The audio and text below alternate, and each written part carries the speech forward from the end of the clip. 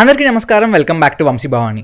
Already మన ఛానల్లో last 2 weeks back అనుకుంటా బీటెక్ ఫస్ట్ ఇయర్లో అండ్ సెకండ్ ఇయర్లో ఎదురయ్యే డిఫరెంట్ సిచ్యువేషన్స్ అండ్ వాటిని మీరు ఏ విధంగా హ్యాండిల్ చేయాలి అని చెప్పి గైడెన్స్ వీడియోస్ చేశాను.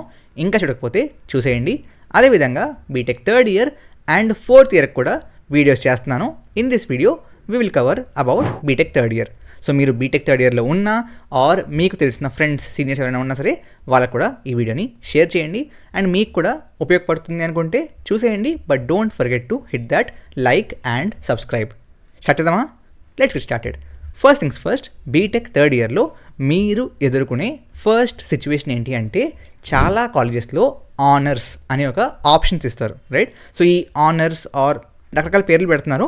బట్ దాంట్లో ఏంటి అంటే మీకు బీటెక్ పాస్ అవ్వడానికి కావాల్సిన క్రెడిట్స్ కంటే ఎక్కువ క్రెడిట్స్కి మీరు కోర్సెస్ని కంప్లీట్ చేసి దానికి మీకు అగెయిన్స్ట్గా ఒక ఆనర్ ఇస్తారు.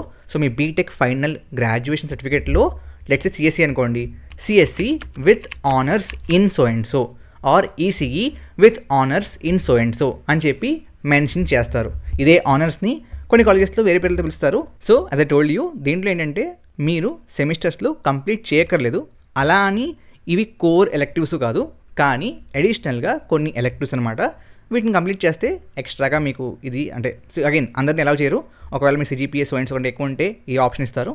సో అదే అందరికీ రాకపోవచ్చు, బట్ చాలా కాలేజెస్లో చాలామందికి ఈ ఆప్షన్ ఇస్తున్నారు. నా దీంట్లో చాలామంది ఫస్ట్ క్వశ్చన్ అడిగేది అసలు ఇది చేయాలా వద్దా, రైట్? నన్ను అడిగితే నా ఆన్సర్ మాత్రం ఇట్స్ నో, రైట్? అంటే ఏదైనా సరే మీరు ఎక్స్ట్రా ఎఫర్ట్ పెడుతున్నారు అంటే ఐదర్ మీరు ఆ ప్రాసెస్ని ఎంజాయ్ చేయాలి లేదా అవుట్కమ్ని ఎంజాయ్ చేయాలి, రైట్? ఒకవేళ మీకు నిజంగానే ఆ ఆనర్స్ కోసం ప్రొవైడ్ చేస్తున్న సబ్జెక్టులు ఇంట్రెస్ట్ ఉంటే, నిజంగా నేర్చుకుందాము అనుకుంటే ఆ ప్రాసెస్ని ఎంజాయ్ చేస్తారు కాబట్టి నేర్చేసుకోండి, రైట్? That's okay. కానీ అవుట్కమ్ పెద్దగా గొప్పగా ఏముండదు. మీ బీటెక్ సర్టిఫికేట్లో ఆ ఆనర్స్ యాడ్ అవుతుంది, బట్ దానివల్ల మీ ఫర్దర్ స్టడీస్లో that's a good point. Further స్టడీస్లో కొన్ని అబ్రాడ్ కాలేజెస్లో అది యూజ్ అవ్వచ్చు, బట్ ప్లేస్మెంట్స్కి కానీ ఆర్ ఇండియాలోనే ఫర్దర్ స్టడీస్కి కానీ పెద్దగా యూజ్ అవ్వదు. That's reason number 1. Reason number 2 మీకు చెప్పాను కదా, either you should enjoy the process or outcome.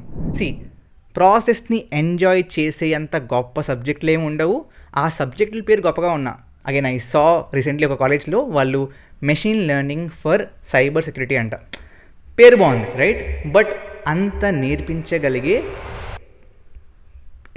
Professors and అంత లేదు, రిసోర్సెస్ లేవు మనకి, రైట్? కాబట్టి మీరు అది తీసుకున్న at the end of that course పెద్దగా ఏవి నేర్చేసుకోరు.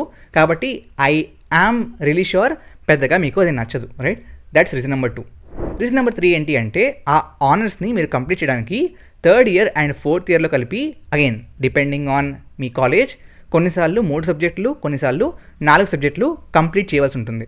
అండ్ ఆ 4 or 3 whatever it is, ఒక్క సబ్జెక్ట్ మీరు పాస్ అవ్వకపోయినా మీకు ఆనర్స్ ఇవ్వరు. అండ్ ఆ మిగతా 3 మీరు చేసి కూడా వేస్టే in terms of the outcome, right? So కాబట్టి నేను చెప్పేది ఏంటి అంటే again even for further studies ఆ ఆనర్స్ పెద్దగా సూపర్ అడ్వాంటేజ్ ఏం కాదు. కాబట్టి ఓవరాల్గా నాకైతే పెద్దగా అది నచ్చదు. But if you are really interested for the reasons I mentioned తీసుకోండి, ఓకే? That's about honours.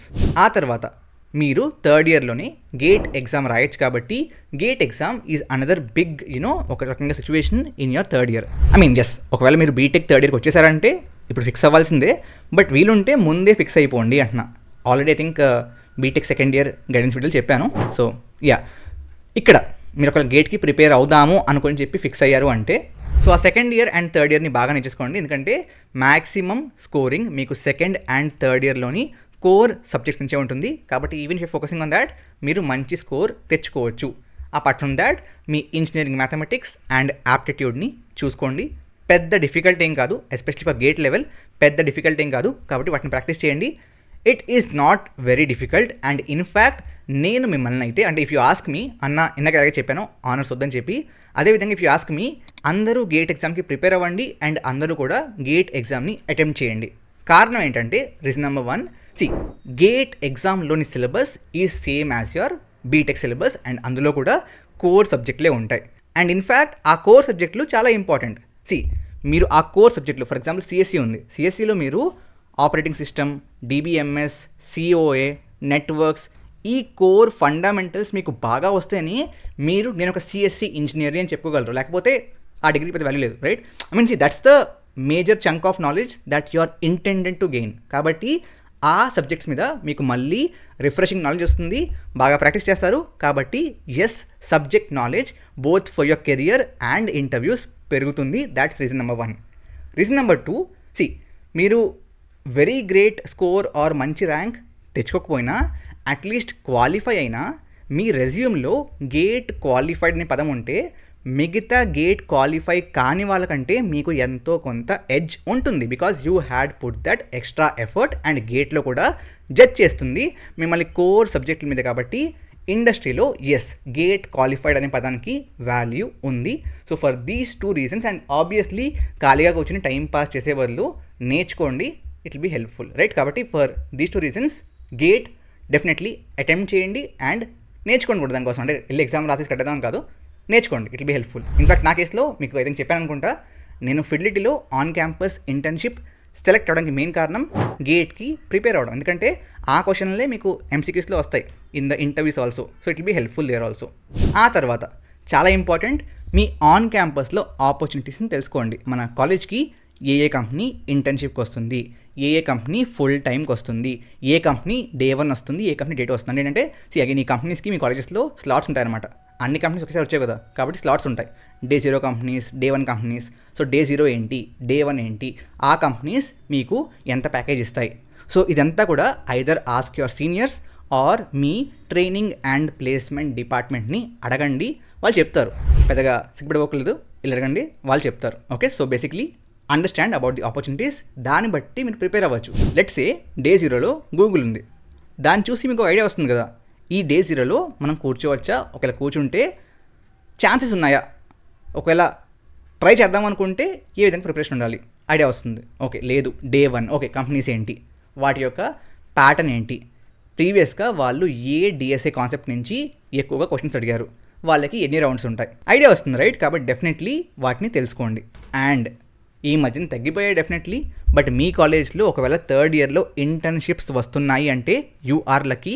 ఆ ఆపర్చునిటీని వేస్ట్ చేసుకోకండి. ఆ ఇంటర్న్షిప్లో స్టైఫండ్ వాళ్ళు 5,000 ఇస్తున్నా, ఫ్రీగా చేయించుకుంటున్నా, 10,000 ఇస్తున్నా, 25,000 ఇస్తున్నా, 1,00,000 ఇస్తున్నా, what ever it is, opportunities ఒకవేళ వస్తే యూస్ చేసుకోండి. బికాస్ చాలామందికి రావట్లేదు, రాక చాలామంది బాధపడుతున్నారు. మీకు వస్తే వాటిని ఆన్ క్యాంపస్లో ఇంటర్న్షిప్ 3rd ఇయర్లో వేస్ట్ చేసుకోకండి. ఆ తర్వాత ఒకవేళ అగైన్ మీలో మెజారిటీ మీ కాలేజెస్లో 3rd ఇయర్లో ఇంటర్న్షిప్స్ రావట్లేదు, అయినో. సో ఆఫ్ క్యాంపస్లో ట్రై చేయాలి. ఆఫ్ క్యాంపస్లో ట్రై చేయాలంటే ముందుగానే డిఎస్సీ బాగా వచ్చి ఉండాలి. అందుకే 2nd ఇయర్లో డిఎస్సీ నేర్చుకోమని చెప్పాను. ఇక్కడ నేర్చుకోకపోతే నేర్చుకోవడం స్టార్ట్ చేయండి. So DSC at any stage ఇంకా నేర్చుకోకపోతే నేర్చుకోవడం స్టార్ట్ చేయాల్సిందే. ఆ తర్వాత ఆఫ్ క్యాంపస్లో లింక్డ్ఇన్లో కీప్ ట్రయింగ్. ఎప్పటికప్పుడు తెలియ ఛాన్స్ ఉంది. If you get an internship it's good, లేకపోతే even if that's not good మీకు ఐడియా వస్తుంది కదా, ఎక్కడ ఎలా అప్లై చేస్తుంటే రెస్పాన్స్ వస్తుంది, రావట్లేదు ఏంటి, ఒక ఐడియా వస్తుంది, రైట్? బట్ మీ అందరి కోసం one good idea is social internships. మీ ఊర్లలో చాలా ఎన్జిఓస్ ఉంటాయి, ఆ ఎన్జిఓస్కి పనులు ఉంటాయి, డబ్బులు ఉండవు. కాబట్టి వాళ్ళ దగ్గరికి వెళ్ళి మీకు ఈ పని ఆర్ ఈ వెబ్సైటు, ఈ యాప్ పని అంటే మీ బ్రాంచ్కి సంబంధించింది. ఇప్పుడు మీరు ఫర్ ఎగ్జాంపుల్ సిఎస్సిగా మీరు వెళ్ళి ఎలక్ట్రీషియన్ పని చేస్తాను నాకు అలా కాదు. ఓకే, బేసిక్లీ మీ బ్రాంచ్కి సంబంధించిన పని వాళ్ళకి ఏమైనా నీడ్ ఉంటే ఒక యాప్ అనో సిఎస్సికి ఆర్ ఒక వెబ్సైట్ అనో క్రియేట్ చేసి ఇవ్వండి. అండ్ వాళ్ళని ఒక లెటర్ అనో సర్టిఫికేషన్ ఆర్ ఒక అప్రిసియేషన్ లెటర్ లాగా, ఒక టోకెన్ లాగా రాసిమ్మనండి, వాళ్ళు రాసిస్తారు. Even that's valid experience, valid internship experience. So social ఇంటర్న్షిప్స్ని ట్రై చేయండి. సో మీకు హెల్ప్ అవుద్ది, అదేవిధంగా ఆ ఎన్జిఓకి కూడా బాగా హెల్ప్ అవుద్ది. And now one more important point, the thing is, మీకు చెప్పాను కదా, ఫస్ట్ ఇయర్లో you won't have a reality check. అంటే బీటెక్ ఫస్ట్ ఇయర్లో ఏంటంటే అందరూ కూడా గూగుల్నే క్రాక్ చేద్దాం అనుకుంటారు, ఇంకొక పేరు కూడా రాదు. కానీ 3rd ఇయర్కి వచ్చేటప్పటికి you will have a reality check. మీ స్టాండర్డ్ ఏంటి, what company can you crack, ఇంకా ఎంత నాలెడ్జ్ కావాలి, రైట్? మీరు బిజినెస్ చేయగలుగుతారా, మీరు సొంతంగా స్టార్టప్ పెట్టగలుగుతారా, ఇవన్నీ కూడా ఒక మంచి రియాలిటీ చెక్ మీకే వచ్చేస్తుంది. So believe and trust your gut factor, and దాన్ని బట్టి ముందుకెళ్ళండి. Will get it, definitely will get it. అంటే మీకు ఒక ఐడియా వస్తుంది గైస్, మీరు మీ పేరెంట్స్ని మీ ఫ్రెండ్స్ని మోసం చేయగలరు కానీ మిమ్మల్ని మీరు మోసం చేసుకోలేరు. You'll have an idea definitely, right? 3rd ఇయర్లో యూల్ హ్యావ్ దట్ ఐడియా.